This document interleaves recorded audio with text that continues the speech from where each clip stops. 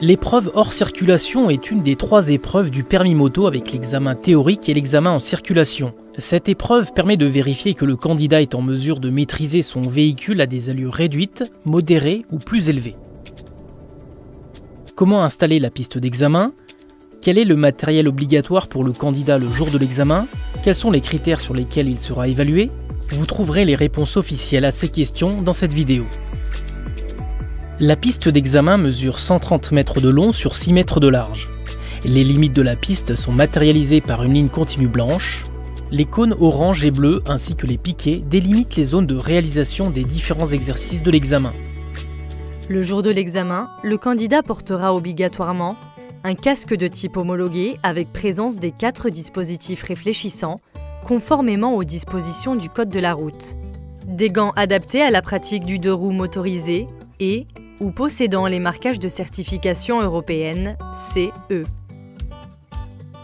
Outre les équipements obligatoires imposés par le Code de la route, il sera exigé le jour de l'examen un blouson, une paire de chaussures montantes pour protéger des éventuelles blessures en cas de chute, un pantalon ou une combinaison. Ces équipements doivent être suffisamment protecteurs des risques de blessures. Un simple contrôle visuel permet dans la plupart des cas de vérifier que l'équipement est en règle. En cas de doute, l'examinateur peut demander au candidat de lui montrer les certifications de la conformité des équipements. Le parcours hors circulation est composé de 5 exercices. Le candidat doit les enchaîner les uns après les autres. Il dispose de 2 essais pour réaliser l'ensemble du parcours, sauf en cas de chute. En cas de deuxième essai, le candidat pourra reprendre à partir de l'épreuve d'allure lente. La notation que le candidat obtient est globale à toutes les manœuvres. Pour obtenir un résultat favorable, le candidat devra obtenir un A ou un B.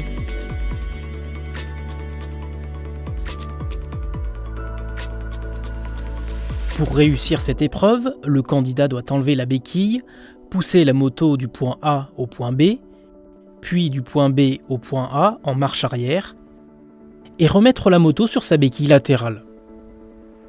Si le candidat réussit cet exercice, il aura la possibilité de poser un pied supplémentaire pour réaliser la suite du parcours. S'il échoue ou si la moto chute, la note du candidat ne sera pas impactée. En revanche, il ne pourra poser que 2 fois le pied par terre en dehors des zones autorisées pour l'ensemble du parcours.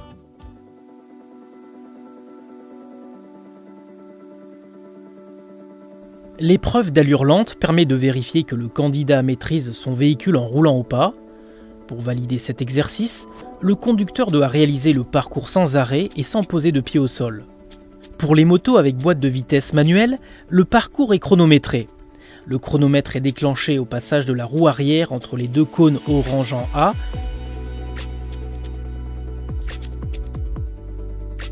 puis arrêté au passage de la roue arrière en B.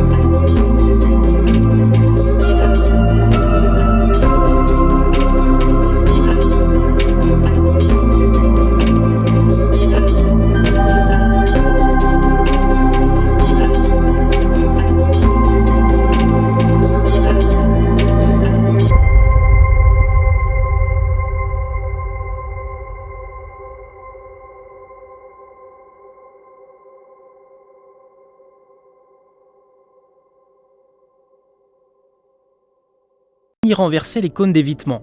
Pour les scooters, le dernier cône de couloir d'évitement sera déplacé d'une embase vers l'intérieur de la piste. Si le candidat ne respecte pas la vitesse attendue à hauteur de la ligne C7, la note C sera appliquée.